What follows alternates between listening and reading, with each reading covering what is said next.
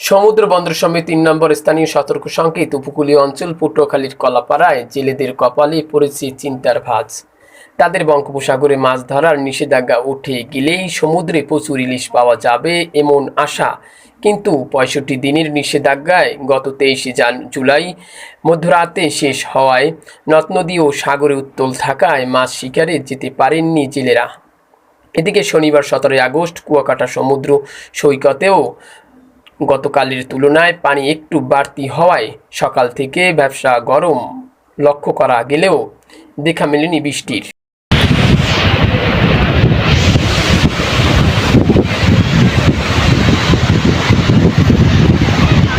আবহাওয়া অফিসের তথ্য মতে উত্তর পশ্চিম বঙ্গোপসাগর ও পশ্চিমবঙ্গ বাংলাদেশ উপকূলীয় এলাকায় একটি লঘুচাপ অবস্থান করায় মৌসুমী বায়ু অক্ষের অধিকাংশ পাঞ্জাব, হরিয়ানা, উত্তরপ্রদেশ, বিহার লঘুচাপের কেন্দ্রস্থল ও বাংলাদেশ হয়ে আসাম পর্যন্ত বিস্তৃত হয়েছে।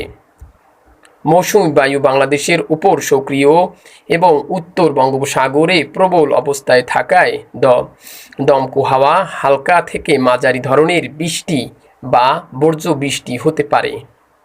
সেই সঙ্গে মাঝারি ধরনের ভারী থেকে অতি ভারী বর্ষণও হতে পারে। কলাপাড়া আবহাওয়া অধিদপ্তরের ইলেকট্রনিক প্রকৌশলী ও ভারপ্রাপ্ত কর্মকর্তা অ্যান্ড পিবিও আব্দুল জব্বার শরীফ জানান, সমুদ্র বন্দর সমূহে ৩ নম্বর স্থানীয় সতর্ক সংকেত বলা রয়েছে। মৌসুমী বায়ু বাংলাদেশের উপর সক্রিয় এবং উত্তর বঙ্গোপসাগরে প্রবল অবস্থায় থাকায় অস্থায়ীভাবে দমকা হাওয়া, হালকা থেকে মাঝারি ধরনের বৃষ্টি বা বজ্র বৃষ্টি হতে পারে। তাই জেলেদের সতর্ক অবস্থান থাকতে বলা হয়।